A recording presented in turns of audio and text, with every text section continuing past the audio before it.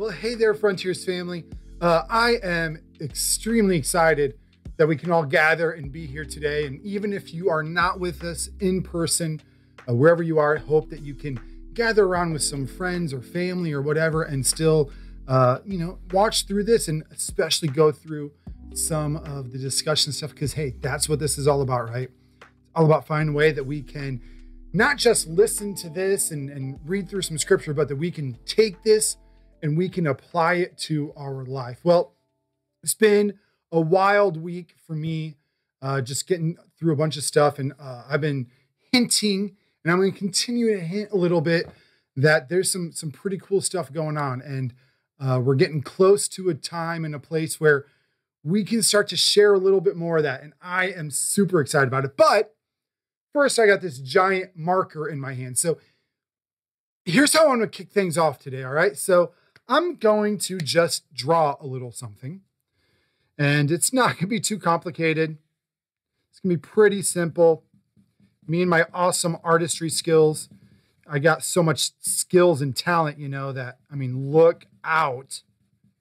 But here's what I'm going to have you do. I'm going to ask that you would, in just a moment, we're going to pause this. Obviously, you can pause it because, it's on video, right? Yeah. So I'm going to ask you to just turn with people that are next to you, or even just think about this. Write something down for, 30 or 60 seconds and tell me, what is this? Tell me what you see.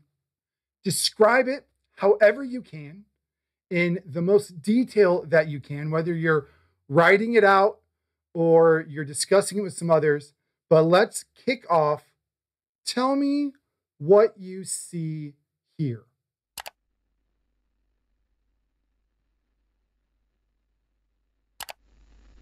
Well, last time I introduced a new series to you, we're calling it Deeper.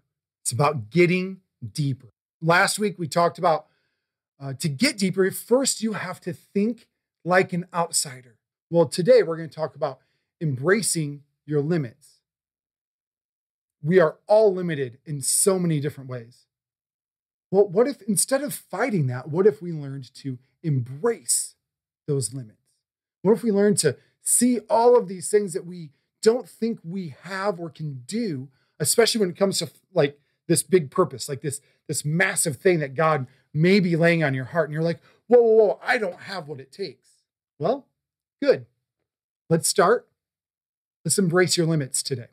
In Acts chapter 12, we see a pretty serious limitation that takes place.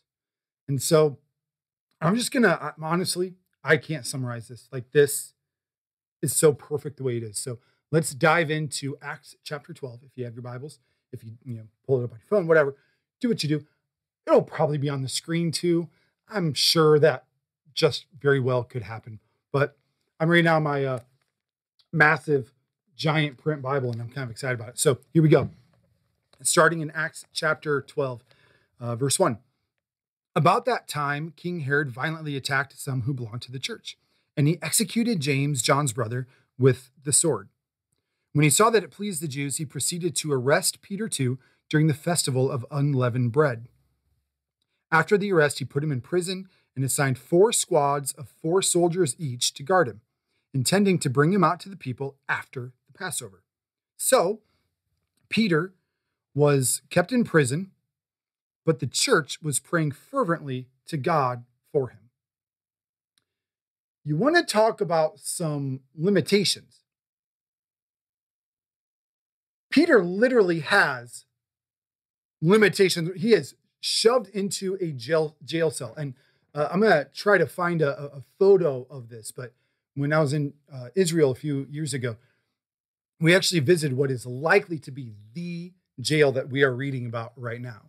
And essentially what it is it's just this giant pit in the ground. And there's no way for him to get out. He can't climb up the sides. He's thrown in there without clothes, so he's naked. And as he's in there, he has one person shackled to this arm, one person shackled to this arm. And then there are 2 other guards above the pit that he can't even get out of anyway. You want to talk about limitations. Those are limitations. There's nothing Peter can do to get out. There's nothing that the church can do to get in to get him. Nothing. So what do? They embrace their limitations. Embracing limitations drives us to prayer. There's something really incredible about limitations in that we know where we end. We know where we can no longer go forward. Like, we don't have it in us. Like, if I needed to do something that cost $1 billion, I can't do that. I know my limitations. So the only thing I can do is let that limitation drive me to prayer. Limits are designed to restrain us. By their very nature, a limit means it's a boundary, it's a border that we cannot go beyond. Whether it's the limit of a law, the limit of ethics, the limit of a rule, the limit of creation itself, the limit of gravity or physics. By its very nature, it restrains us. But prayer is designed to retrain us. See, prayer is designed that we can realize that limits don't matter. We are not bound by something because we serve a God who is limitless. We serve a God who is boundless. We serve a God who is not confined by limits or borders. He creates limits and borders. Therefore, he is above and he is beyond. Limits are designed to restrain, but prayer is designed to retrain. And man, I could keep going. I mean, limits are designed to irritate. Prayer is designed to liberate. Limits are designed to confine, but prayer is designed to define. Limits are designed to deny, but prayer is designed to untie. Limits are designed to contain, but prayer is designed to attain. Limits are designed to frustrate, but prayer is designed to validate. Limits are designed to police, but prayer is designed to unleash. Limits are designed to cease, but prayer is designed to release. We do not have to be confined by limits, but limits also drive us to prayer. Limits drive us to the one and only one who can save, the one and only one who can set us free, the one and only one who can do something about our situation. So in verse 5, that's exactly what happens. Peter is praying. All of the believers and apostles are praying because they are bound by these limitations of a jail cell, a pit in the ground. But God is not constrained or defined by that same limit. Here's what happens. When Herod was about to bring him, Peter, out for trial, that very night, Peter, bound with 2 chains, was sleeping between 2 soldiers while the sentries in front of the door guarded the prison. Suddenly, an angel of the Lord appeared, and a light shone in the cell. Striking Peter on the side, he woke him up, said, "Quick, get up." And the chains fell off his wrists. "Get dressed," the angel told him, "and put on your sandals." So Peter did. "Wrap your cloak around you," he told him, "and follow me." So he went out and followed. And he didn't know what the angel did was really happening. But he thought he was just seeing a vision. And after they passed the first and the second guards, they came to the iron gate that leads into the city, which opened magically, somehow, by itself. They went outside and they passed one street, and suddenly the angel left him. When Peter came to himself, he said, "Now I know for certain that the Lord has sent his angel and rescued me from Herod's grasp and from all that the Jewish people expected." As soon as he realized this, he went to the house of Mary, the mother of John Mark, where many had assembled and were praying. He knocked at the door of the outer gate, and his servant named Rhoda came to answer. She recognized Peter's voice, and because of her joy, she did not open the gate, but ran in and announced that Peter was standing at the outer gate. So here's Peter standing outside, knocking on the door. The servant girl, Rhoda, she's like, "Yeah, Peter, I know it's you. Like, I believe it for whatever reason." She's so amazed, she runs off to go tell everyone else. Meanwhile, Peter's still out there like knocking, like, guys, like they're going to come arrest me. See, not only does embracing your limitations drive prayer, but embracing your limitations also drives belief. Because when you are limited in what you can do, when you are limited in what effect you can have or what good you can do, when you're looking at this big why, this big thing that hopefully God has something for me that I can do, or maybe you start to realize what that is. And you're like, oh man, I can't do that. When you truly believe in your why, when you find and encounter those limitations, it drives you to belief.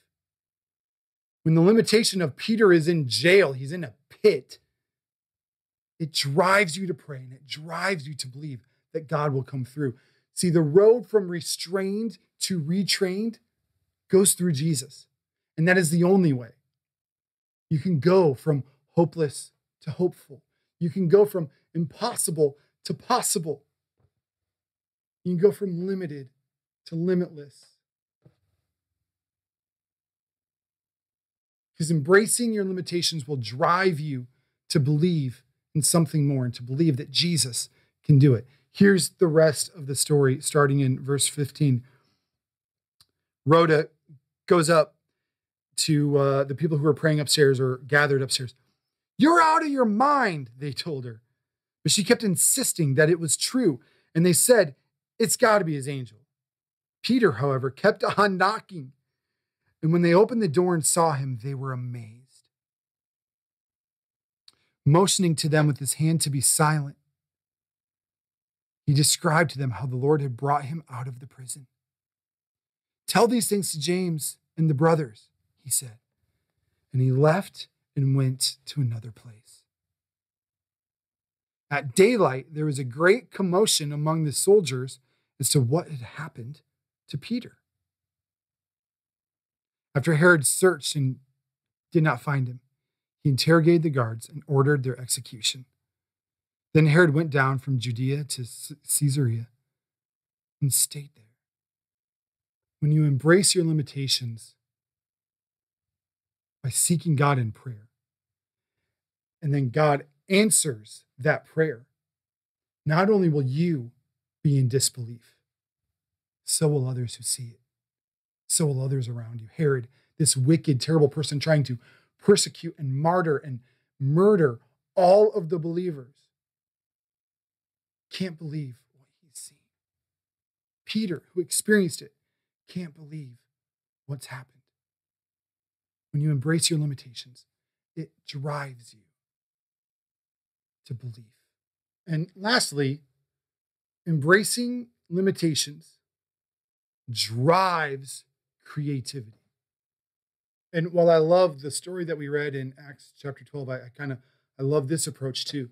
It's that idea that when you have limitations, it often forces you to be more creative. And there's this really great story I heard recently. It's about an artist whose name is Phil Hansen. And he has a TED Talk that came out several years ago. If you're familiar with TED Talks, they are speeches or presentations that are given all around the world that kind of just share their experience or their take on something. TED, I believe, stands for technology and education. It's just this way to inform people, but also to share their story.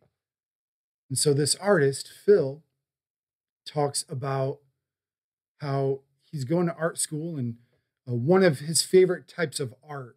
And I'm sorry that I forgot what it's called. Some of you listening can, correct me or set this straight. But it's a type of art where essentially you make art just by taking your pen or brush or whatever, and you make a whole bunch of dots.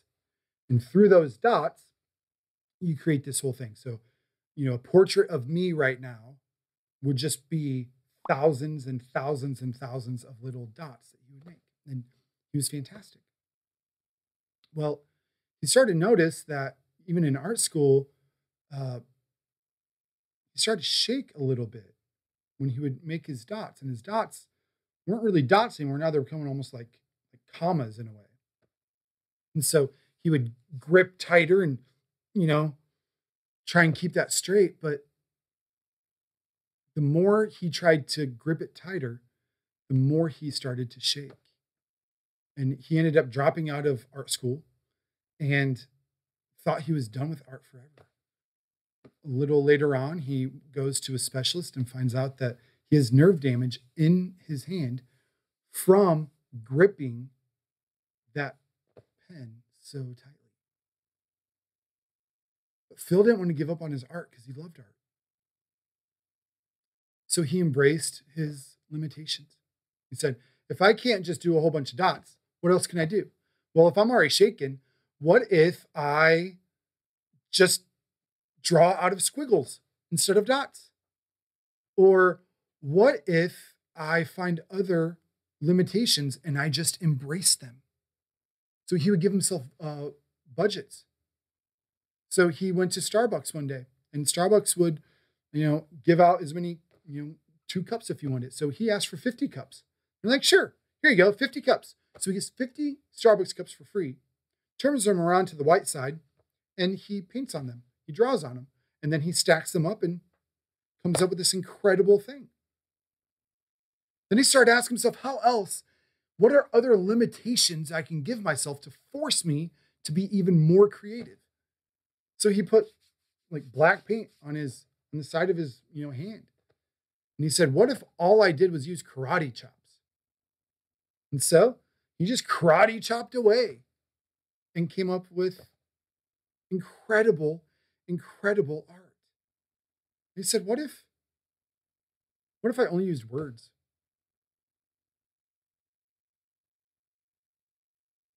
Phil continued to find and still continues to find more and more ways to limit himself because it drives him to be more creative. He says that the ultimate limitation becomes the ultimate liberation. That when he is further limited, he can be even more creative. Hey, church, embrace your limitations. We're going to embrace our limitations as a church. Look, there's a lot of things we can't do, which only tells us here's what we can. And we focus more on what we can. When it comes to your why, when it comes to this dream of yours or this thing that you're part of, maybe it's even one you're already living out now. There are limitations to that dream. There are limitations to that why.